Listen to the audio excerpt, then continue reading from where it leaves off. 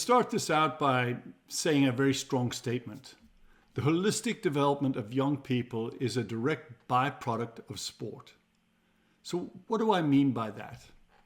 What I mean is that a lot of coaches are in the mindset that all they have to do to be a coach is to show up at the playing field or the swimming pool or court or wherever it is that they work with young people and provide kids with a training session, working on skills and drills, playing a game, whatever it is they think they're doing. They feel like that is coaching. They could even kind of take that one step further and say coaching could also involve teaching them technical skills or tactical skills. And you might feel like that if you go to a training session and you provide them training and you provide technical and tactical work, that you are actually being a coach.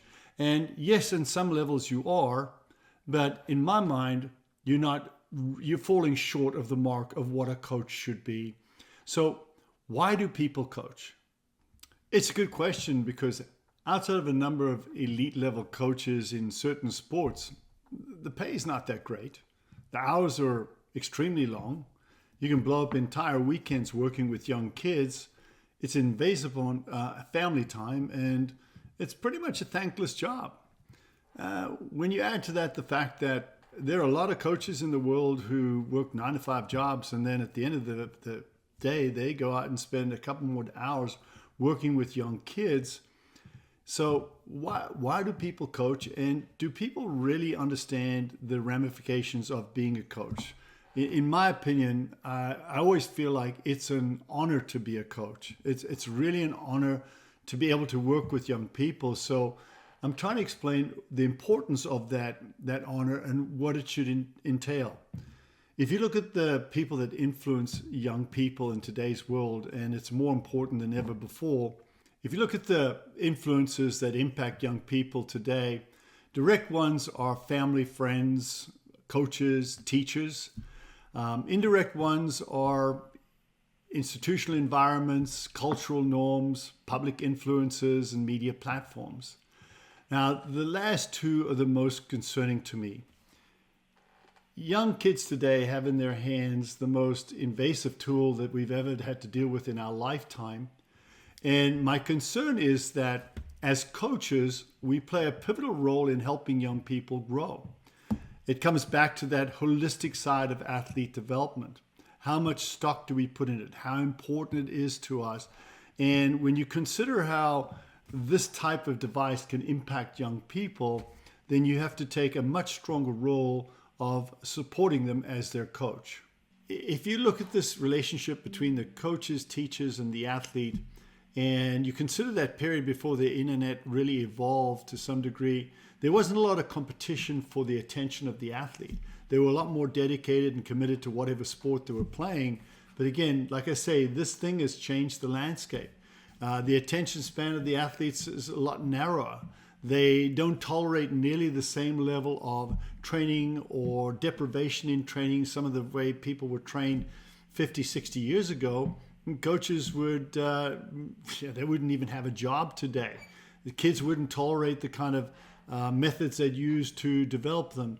So in today's world, things are different, and we have to consider the fact that coming back to this holistic development of young people, if we're looking at teachers and coaches as playing a pivotal role in the development of young people, and we consider this relationship between the classroom and the playing field, you think about it, kids have no choice. They have to go to school. Kids have a choice. They can go learn a sport or develop playing a sport on the playing field, in the swimming pool, or wherever they want to play that sport. It becomes a very fun, non-threatening activity. You take tests in the classroom, you take tests out in the world of sport. Tests are competitions where you challenge yourself, you try to better yourself. You have your team playing against another team. It's a fun training environment. It's a very non-threatening environment in terms of development as young people. You have success and failure in the classroom, just like you have success and failure on the playing field. But the difference is the success and failure on the playing field can be managed so much easier because, again, it's a very non-threatening environment. Failure in the classroom has a social stigma attached to it. Kids start feeling inferior. They can't handle the standard of whatever learning is put in front of them. They're not smart enough to do it. Whereas the playing field is this evolution of playing a sport. And if coaches handle developing young kids the right way, failure is actually a stepping stone towards success. I've always told my athletes, if you're not failing, you're not trying hard enough. You really want to be pushing yourself to failure because your brain is an ever-evolving organism. And every time you fail, you learn to fail better the next time. And so that adage goes. And you help them kind of build through failure, develop themselves as an athlete. So to me, it's a very non-threatening environment.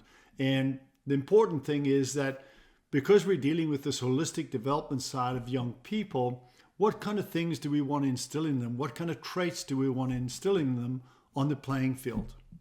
What are some of those traits that we'd like our athletes to exhibit? There would be work ethic, commitment, ownership, discipline, grittiness, self-esteem, inner strength. They're all areas that we'd love our athletes to exhibit. But the fact of the matter is, in 99% of the athletes in the world population, those things don't happen organically.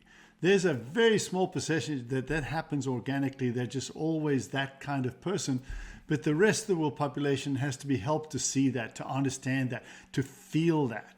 And as coaches, in working with this holistic side of the athlete development, we have to work really hard in day-to-day training to put athletes into environments where they can see and actualize wins, understand what wins feel like, connect wins to work ethic, connect wins to commitment, connect wins to being grittier type of thing, where they just work their way through a tough problem to really get to the other side. And the idea is that when you put them into environments that help them see things and understand things that they can then utilize in everyday lives, and they can take these things as skills that they can use in their entire life as people, then you make a huge difference in them as athletes. And that's why I feel like sport is this very non-threatening environment. I mean, you have this great opportunity to help connect sport to life.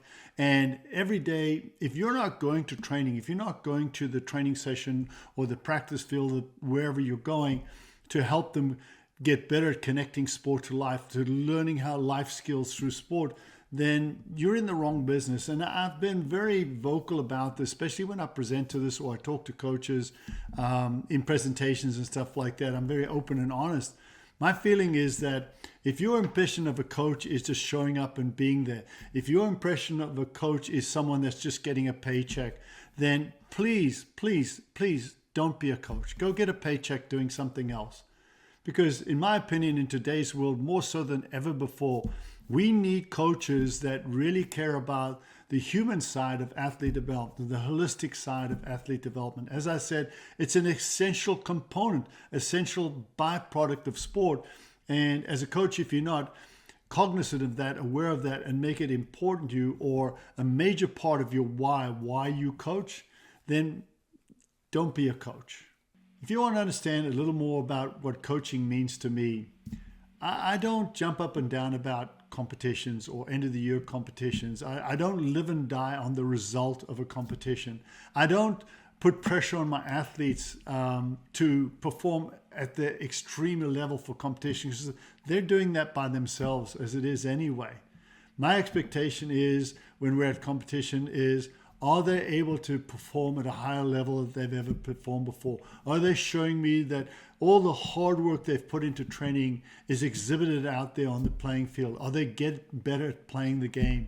Are they showing things, able to do things, see things, execute things that they were never able to see, do, or execute before?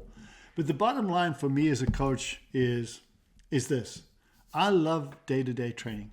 I personally just love day-to-day training. And I wish I could convince every coach in this world to love day-to-day training the way I love day-to-day training, because I go to practice really looking for opportunities for wins, putting my kids into environments where can they achieve a win today? Can we recognize and enjoy a win together today?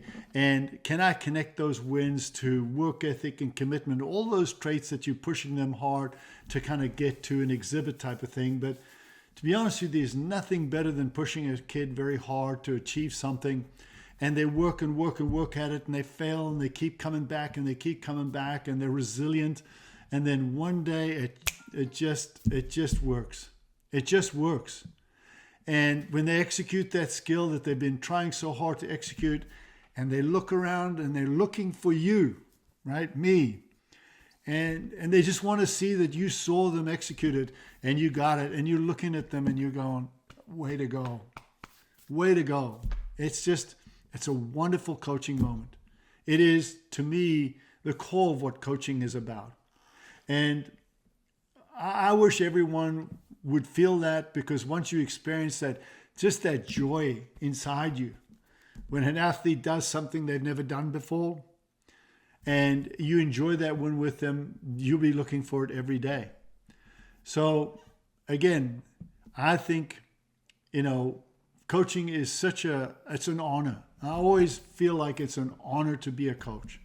It's an honor to have families entrust their young people into your stead, because they hope that you are there helping them learn life skills in the process of playing a sport, which is what it's really all about. So I'll kind of cycle back to kind of where I started, that, holistic development of young athletes must be a byproduct of sport.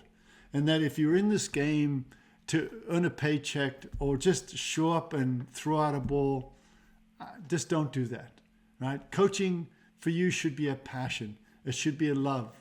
You should feel like coaching is in your blood.